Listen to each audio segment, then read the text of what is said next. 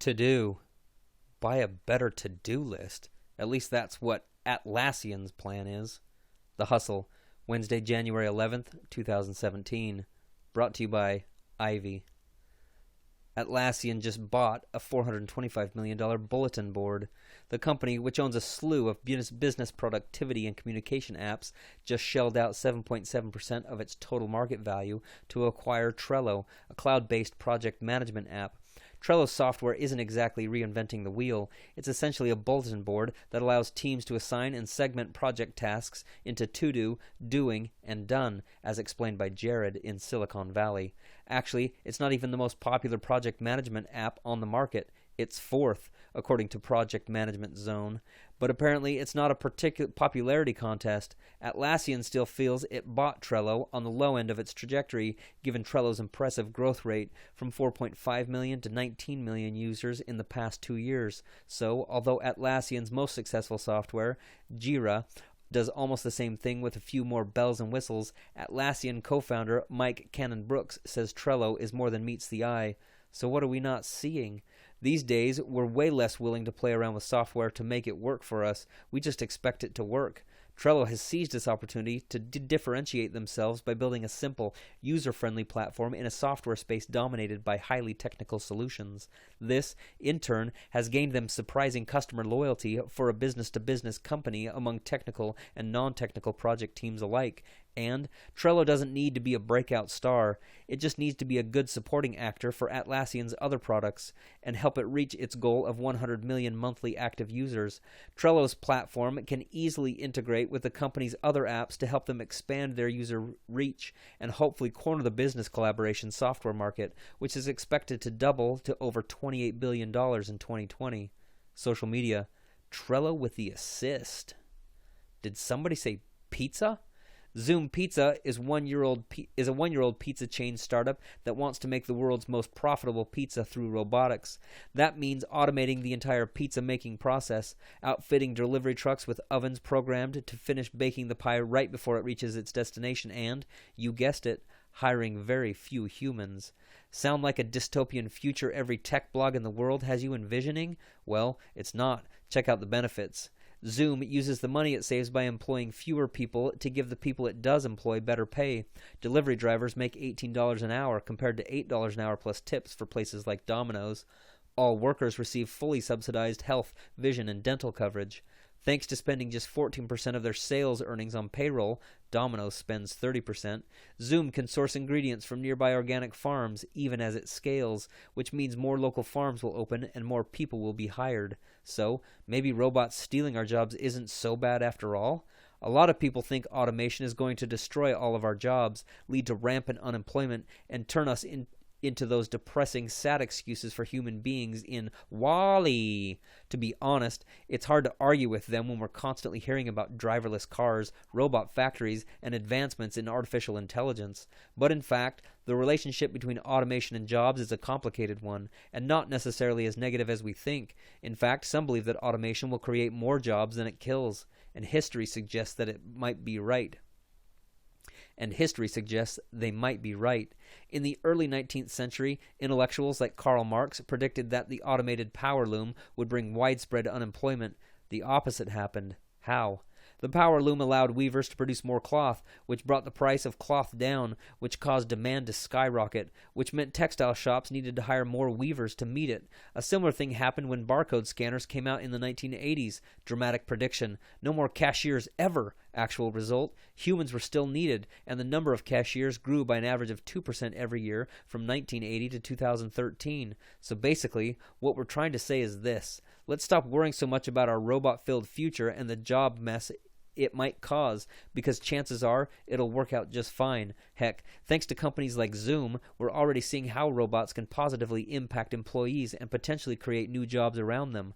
See what we mean? It's not all bad. Social media. Optimism, people. Optimism. Montenegro, the company that exports domain names. Montenegro separated from Serbia 10 years ago to become its own independent country, albeit one the size of Connecticut. Since then, the country's exports include pig meat, cars, raw aluminum, but perhaps most notably, the country's custom domain name extension, .me. Wait, every country has a custom domain name?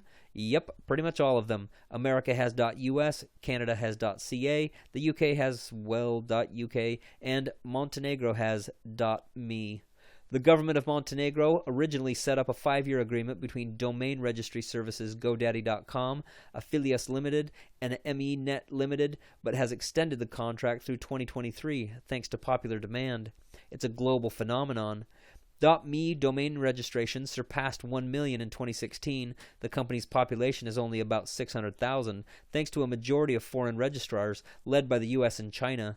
And as of 2015, Montenegro generated about $334 million from it annually, enough to make up about 2% of the country's total exports. And it makes sense, right? Who wouldn't want a personal email domain with extension .me? It's catchy, custom, and a marketer's dream for when all the good .com sites are already taken. In fact, .me and .co, Colombia's domain name, are the two extensions credited with starting the alternate domain name marketing phase, e.g., every app buying a .io website in 2015. Social media. Next on the market, screen names. This just in, Facebook commits to journalism. This morning, Facebook revealed some upcoming news features that it's calling the Facebook Journalism Project. They include digest packages of instant articles that you can subscribe to, free trials for paid subscriptions, tutorials and e-learning courses for journalists on best practices and how to engage and build an audience, public service announcements to promote news literacy and warn people about fake news. In addition, the book is also giving away free access to CrowdTangle, a journalism tool it acquired that basically keeps track of the entire social sphere, most engaging posts, videos about to go viral, etc. Oh, Facebook, you shouldn't have. Between the fake news fiasco and constantly changing its algorithm, the social network's relationship with the journalism industry is on the fritz. So whether or not this has the impact they want it to have, it's at least a concerted effort to mend those wounds. Plus, Zuck did just hire Campbell Brown, a former TV news anchor, as the company's first head of news, so they had to do something right. Thankfully, it looks like Facebook's finally serious about journalism and its role as the, well, we're not a media company, but we kind of are, we just won't admit company. Social media, subscribing to BuzzFeed. Let's get to know each other. I'm 6 foot tall, somewhere around 200 pounds, hate umbrellas, and can't remember the last time I had a kiwi, the fruit, not the small bird native to New Zealand. But enough about me. It's you we want to hear about. To start off the new year with a bang, we put together a quick audience survey so we can get to know you, the people who read the stuff we type. It's nothing crazy, totally anonymous, and will help us improve our products and services, so please take a minute to fill it out. Okay, I'll do it. So we made New Year's resolutions, and one of them was to refrain from using the word lit. But just 10 days into 2017, we're caving in because this giveaway is lit.